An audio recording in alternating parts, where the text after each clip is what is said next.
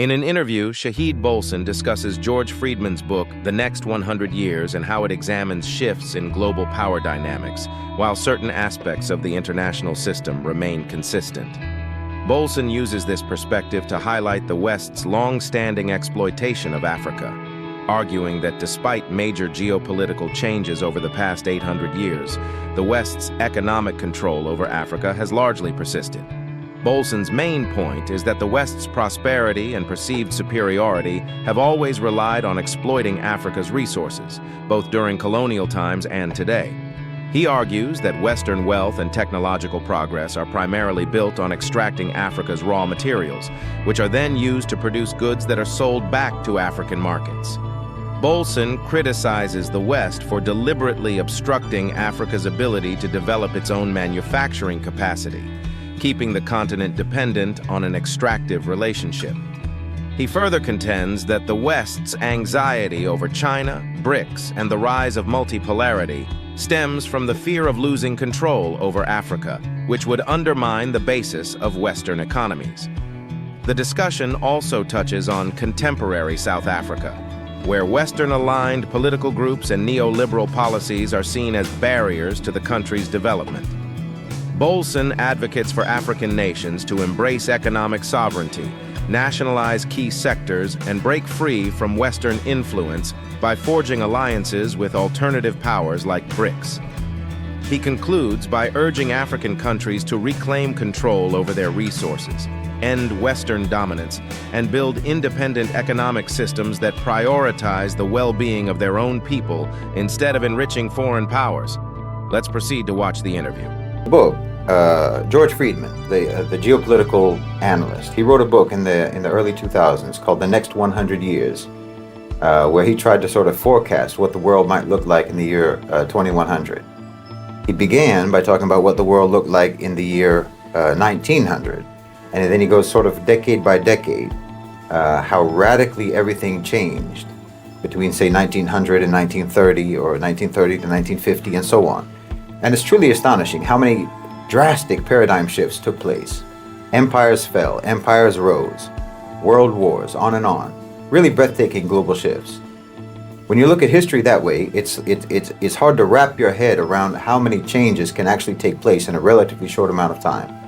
Basically, within one person's lifetime, everything can change. You know, in 1900, like he says in his book, London was the center of the world. There was no communism, no Soviet Union. There was the Ottoman Empire, the Austro-Hungarian Empire, and so on. The Americans mostly stayed on their side of the Atlantic. And it seemed like this is how things would just be, you know, indefinitely. But just a short 40 years or so later, everything changed. England was demolished in the World War. The Ottomans were gone. The Soviets emerged. Germany took over France, on and on. Really radical, unthinkable changes. Then if you go ahead a few more decades to the 1980s, again, it seems like a completely different world. And then on forward to the 2000s, it's remarkable. Everything changed. And when you think about that, when you think about how many huge paradigmatic pendulum swings there have been that have taken place and that do take place in just a matter of decades, it makes certain continuities even more astonishing. When you're able to maintain a constant amidst the radical changes that sweep over every other element of international relations, global power relationships, international relations, and so on, when you're able to actually keep something unchanged, it lets you know just how important, how paramount it is that this particular status quo remains intact, how important it is to those who are keeping it intact. And I'm talking now about the West's relationship with Africa, because the West's economic relationship with Africa has not fundamentally changed in over 800 years. This is absolutely stunning. If the drastic and rapid changes that can occur and have occurred within the West over just 1 or 2 decades, if that's breathtaking, well, what about the fact that nothing has changed between the West and Africa in basically a millennium? I mean, the relationship was ruthlessly extractive 800 years ago, and it's ruthlessly extractive now. And you can't help but recognize that keeping things this way simply must not only be important to the West, but literally it must be the most important thing to the West. It's so important to them that they have always maintained this status quo no matter what else changes in the world. Wallahi, they're dedicated to the subjugation and the exploitation of Africa more than they're dedicated to anything else. Everything else is allowed to change except for this. This must never change. And it's not difficult to see why. I mean, it's the subjugation and the exploitation of Africa that has enabled the West to impersonate a superior civilization. It's like a con man, a drifter who tries to convince people that he's some sort of an aristocrat or a monarch or something. Well, he needs to have some kind of a display of a monarch's wealth in order to be convincing. And that's been the whole basis for what the West claims about itself being superior. The whole basis has always been that they're materially successful. So, okay, today you have iPhones and technology, you have a high standard of living and so forth. So that means that you must be better. You must be more intelligent. You must be more evolved. You must be more civilized, more advanced than the rest of us. I mean, look how nice their places are. See how much better their stuff is. Well, this is all reliant upon the vicious pillage and plunder of Africa. Without this subjugation, without this exploitation of Africa, Europe and the West would be nothing but crude, emaciated serfs, barely producing enough to survive. Their wealth was primarily derived from theft and plunder, from piracy and slavery, from mass murder and crime. This is just a historical reality. Because of the subjugation of Africa, first through chattel slavery, the extraction of Africa's human resources, and now through the extraction of natural resources, the West has been able to maintain this artificial, unearned status as a so-called civilization. Keeping Africa subject, subordinate, suppressed, and impoverished is an existential need for the West. It's the only way that they can keep up the pretense of their supremacy. Because again, the pretense of their supremacy has never been based upon any actual advancement, any actual sophistication, any actual moral or intellectual development. It has always been based on the violent accumulation of wealth and resources, upon brute power, deceit, and conniving. And Africa, the subjugation of Africa, is the most vital necessity for keeping this con going. I mean, right now, the trade relationship between the West and Africa is that something like 70% of exports to Africa from the West are manufactured goods, and imports from Africa are just the raw materials used to make those manufactured goods. So they're taking from Africa what is needed in order to produce goods that then Africa buys from the West, made with their own raw materials. And the West has done everything possible to try to impede Africa's ability to build its own manufacturing base so that they could potentially use their own raw materials, use their own raw minerals to produce their own goods. I mean, the whole process should be done in-house. It should all be done in Africa. That's what makes sense. You have the materials, you have the minerals, you can make the products. That's how it should be. Rather than giving your raw natural resources to the West, for them to manufacture and refine and process and so on, Africa could do all of those things themselves. I mean, imagine the impact that would have. Where would that leave the West then? Well, they know that. The West knows that. They're acutely aware of their actual total dependence upon Africa. If Africa manufactured, if they used their own resources, their own minerals, their own materials for their own industries, well, the entire economy of the West would collapse. And with the collapse of their economy, their whole so-called civilization would collapse. Africa is the foundation upon which they built their house. So they know this. And like I said, this is why no matter what else changes in the world, no matter how power dynamics shift in the world, the subjugation of Africa has been maintained for over 800 years. There's literally nothing more important to them than this. And this is why there are very powerful factions in the West that want to destroy BRICS, and why they fearmonger about Chinese investment in Africa, and why America specifically is engaged in non-stop interference, covert operations, regime change, regime infiltration projects all across the continent. I mean, look at South Africa, the ANC, either out of naivete or corruption, or naivete that devolved into corruption, or out of coercion, or some combination of all of these factors, the ANC collaborated with neoliberal programs for 30 years. I mean, to one degree or another, for the last 30 years. But as global power dynamics have been shifting, and the creation and the ascendancy of BRICS has been taking place, people have started to have aspirations. And more importantly, they've started to have options. And those options have made their aspirations actually achievable. I'm talking about aspirations of political independence, aspirations of economic sovereignty, aspirations of getting out from under the yoke of the West. That's actually becoming achievable now. So the ANC was facing, and they are facing, severe criticism and opposition. They were being challenged, and they were being challenged by parties that do not accept neoliberalism, neoliberal colonialism, corporate colonization. And the US knew that eventually they were going to lose power. Eventually the ANC was going to face the consequences of capitulation and collaboration, and they were going to be removed and replaced. And if the US didn't do something, then the replacement for the ANC was not going to be an obedient client. Because again, South Africa has the option now not to be an obedient client of the West. I mean, as long as there were no options, then it wasn't that risky for America. Even if the ANC lost popularity, no matter who replaced them, they would have no choice but to capitulate to neoliberalism because there was no options. But there are options now.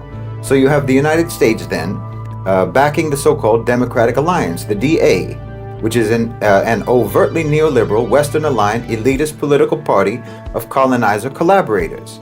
So the unpopularity and the opposition to the ANC opened a space for the DA to move into the government in the last election.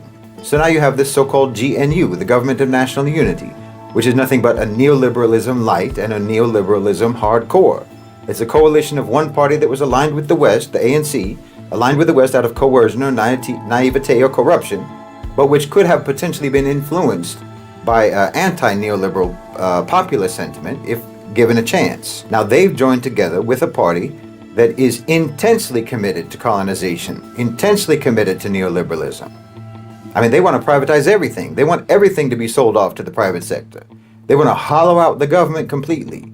And you need this radical neoliberal colonizer faction to be there, because as the new options have emerged, you've now had radical anti-neoliberal positions being advocated and becoming viable.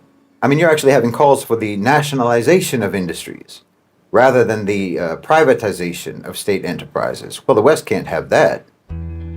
So they need something like the DA, the Democratic Alliance, to move in to try to avert the threat of South Africa actually becoming politically independent and economically sovereign. You know, they call it the GNU, but the N shouldn't stand for national. It's the government of neoliberal unity. It's a coalition united against the people of South Africa, in my opinion, in service to the interests of the elite private sector of South Africa and to the global Western private sector. The DA is a racist, Zionist, anti-BRICS, pro-Western colonizer political party, funded at least in part by the National Endowment for Democracy in the United States, which is nothing but a wing of the CIA, whose sole mission is to advance American interests.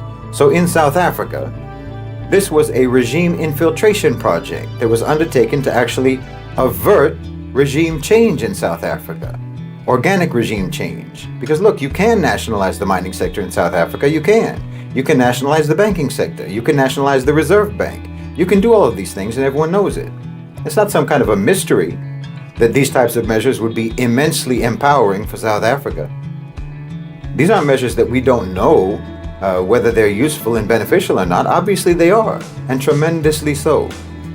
And that's precisely why these types of policies, these types of measures have to be subverted. I mean, it's absolutely ludicrous for anyone in South Africa today to advocate neoliberal policies, when we have in front of our eyes the catastrophic failure of those policies. I mean, nearly half the population is unemployed, over half the population among the youth. 75% of South Africans earn just the equivalent of $350 a month or less. In fact, roughly half of the population earn only $75 a month. And you're still going to advocate for the policies that got you here? No, obviously, if you nationalize, it's better for you. Obviously. I mean, empower the government with those abundant resources instead of letting foreign companies seize those profits and transfer them out of the country. I mean, if those revenues are going to the state, then the government will have the resources they need to better address the needs of the society. They can invest in SMEs, they can provide education, skills training, and so on, fund R&D. I mean, it's a no-brainer. But you're scared of what the West will do. They tell you that if you nationalize, then there will be massive capital flight, investors will run away, and so on. Well, think about that for a second. They're trying to scare you with consequences that they themselves will be imposing. They're warning you that if you do something that is in your country's best interest, they will punish you. This is very different from telling you that the policy in and of itself is actually bad.